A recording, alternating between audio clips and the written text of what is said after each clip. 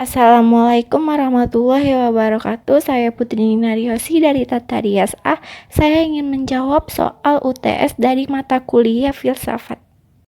Soal nomor 1 yaitu berilah penjelasan tentang hubungan filsafat pendidikan serta apa tujuan dan manfaat bagi kita sehingga materi ini dianggap penting untuk dipelajari. Kemukakan penjelasan saudara dari beberapa sudut pandang disertai dengan sumber-sumber yang mendukung. Nah, yang pertama itu pengertian filsafat. Filsafat pendidikan adalah muara ide dari berbagai kebutuhan utama pendidikan seperti model pembelajaran dan berbagai aspek lain yang dibutuhkan untuk melanjutkan saga keilmuan pendidikan. Seperti filsafat pada umumnya, filsafat ini juga mempertanyakan berbagai kemungkinan yang telah ada, lalu mempertanyakan kebenarannya agar dapat memutuskan kebenaran baru dalam mengiati keilmuan ini. Pengertian filsafat menurut para ahli. Menurut Asy-Syaibani, filsafat pendidikan itu adalah aktivitas pikiran yang teratur dan menjadikan filsafat sebagai jalan untuk mengatur, menyelaraskan, dan memadukan proses pendidikan. Kemudian, menurut John Dewey, filsafat pendidikan merupakan suatu pembentukan kemampuan dasar yang fundamental yang mengangkut daya pikir maupun daya perasaan menuju tabiat manusia. Yang ketiga yaitu menurut Randall Curran, filsafat pendidikan adalah penerapan serangkaian keyakinan-keyakinan filsafat dalam praktik pendidikan.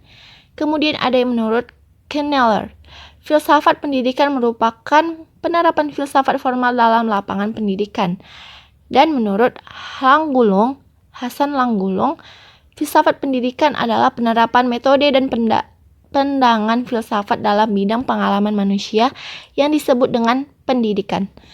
Jalaluddin dan Idi, filsafat pendidikan dapat diartikan sebagai kaidah filosofi dalam pendidikan yang menggambarkan aspek-aspek pelaksanaan filsafat secara umum dan fokus terhadap pelaksanaan prinsip dan keyakinan dasar dari filsafat untuk memecahkan masalah pendidikan secara praktis.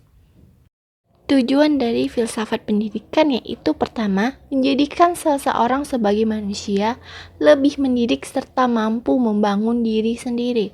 Kedua, mendorong untuk dapat menjadi orang yang bisa berpikir sendiri.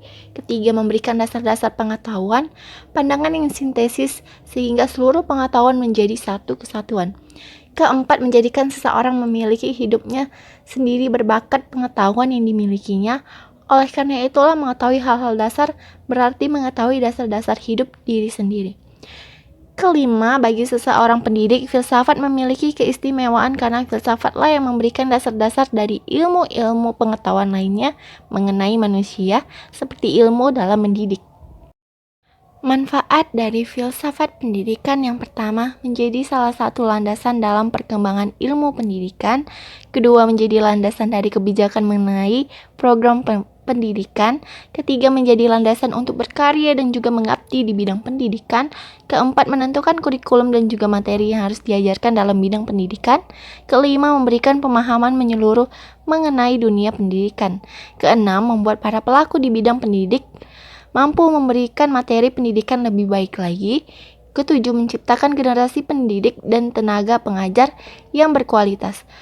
Kelapan, membuat para peserta didik dapat memahami apa saja yang sebenarnya harus diketahui dan juga dipelajari selama menempuh jalur pendidikan tertentu. Yang terakhir, meningkatkan kualitas pendidikan. Soal nomor 2 yaitu, menurut Van Porsen bahwa perkembangan kebudayaan dibagi menjadi 3 tahapan, yaitu tahapan mistis, ontologis, dan fungsional. Berilah penjelasan dari masing-masing tahap tersebut, disertai dengan contoh-contoh serta bagaimana kontribusinya terhadap pemikiran filsafat. Yang pertama itu tahapan mistis. Manusia menganggap bahwa dirinya adalah bagian dari alam. Manusia merasa bahwa dirinya berada di dalam dan dipengaruhi oleh alam. Hal ini dapat dilihat budaya Indian. Mereka saling menganggap bahwa diri mereka adalah penjelmaan dari hewan di sekitarnya. Pada tahap ini manusia kerap memberikan kurban atau sesaji sebagai bentuk penghormatannya kepada alam. Manusia juga membuat norma-norma perlakuan terhadap alam sehingga hidupnya selalu selaras dengan alam dan dilindungi oleh alam itu sendiri. Kemudian tahap ontologis. Manusia mulai mengenal agama. Manusia tidak lagi memberikan kurban dan memandang bahwa alam merupakan sama-sama makhluk Tuhan yang harus dijaga kelestariannya. Meskipun begitu, manusia sudah mulai menjadikan alam sebagai objek yang bisa dipergunakan untuk mempertahankan hidupnya. Kemudian tahap fungsionalis. Manusia adalah jauh dari alam, bahkan dalam tidak hanya sekedar dijadikan objek, tetapi telah menjadi alat untuk memenuhi kebutuhan manusia agar hidupnya nyaman. Tahap ini ditandai dengan revolusi industri di dunia dan manusia memperlakukan alam dengan mengeksplorasinya secara berlebihan. Kemudian contoh dari tahap mistis ialah sikap manusia yang merasakan dirinya selalu terkait, bahkan tergantung dengan kekuatan-kekuatan gaib di sekitarnya yang di kalangan masyarakat primitif disimbolkan dalam mitologi-mitologi. Misalnya Nyai Roro Kidul dan Ratu Adil. Pola pikir semacam ini tidak hanya berlaku dalam masyarakat primitif, karena dalam masyarakat modern pun tidak sepenuhnya hilang. Kemudian contoh dari tahap ontologis yaitu sikap manusia yang sudah mampu melepaskan diri dari ikatan mitologis dan secara bebas ingin meneliti segala hal ihwal yang ada di sekitarnya dengan akal budinya. Dengan sikap ontologis ini, manusia berusaha menampakkan yang transenden, yaitu Tuhan, dan menjadikan sesuatu yang dimengerti. Dalam masyarakat Islam, jalan untuk menuju pengertian atau makrifat dipandang sebagai bentuk pengakuan atau keimanan dan ibadah kepadanya. Kemudian contoh dari tahap fungsional yaitu pemikiran yang menyangkut hubungan dan relasi yang bersifat fungsional. Segala yang ada diukur dari nilai fungsionalnya, di mana hal ini merupakan ciri masyarakat modern. Implikasi pola pemikiran ini dalam kehidupan beragama ialah memandang agama dari segi fungsinya sesuai dengan kebutuhan manusia. Soal nomor 3 yaitu jelaskan tentang konsep pendidikan sepanjang hayat serta jabarkan pula implikasi-implikasi yang ditimbulkan dalam pendidikan. Pendidikan sepanjang hayat adalah sebuah konsep yang komprehensif yang mencakup belajar formal, non-formal, dan informal yang menyebar ke seluruh rentang kehidupan seorang individu untuk mencapai mungkin berekreasi dalam kehidupan pribadi, sosial, dan profesional. Implikasi-implikasi yang ditimbulkan yang pertama, perubahan merupakan perubahan-perubahan yang terjadi dari generasi ke generasi. Nomor 2, perluasan demografis. Pertumbuhan penduduk yang pesat adalah salah satu masalah utama yang sekarang harus dihadapi oleh sebagian besar negara. Itu menuntut hidup yang terus meningkat. Ketiga, inovasi ilmu pengetahuan dan teknologi yang mendorong adanya kemajuan-kemajuan ilmiah di segala bidang, dan pihak lain membuat banyak hal menjadi berguna dan tidak berguna lagi. Hal ini berdampak dan menjadi ancaman pada bencana yang disebabkan oleh inovasi ini. 4. Tantangan politik. Perubahan yang terjadi di kawasan dunia seringkali diikuti perubahan dalam bidang politik, karena secara tidak langsung berpengaruh pada pendidikan, oleh karena pemegang politik dapat menentukan segala sesuatu dalam rangka kehidupan bernegara.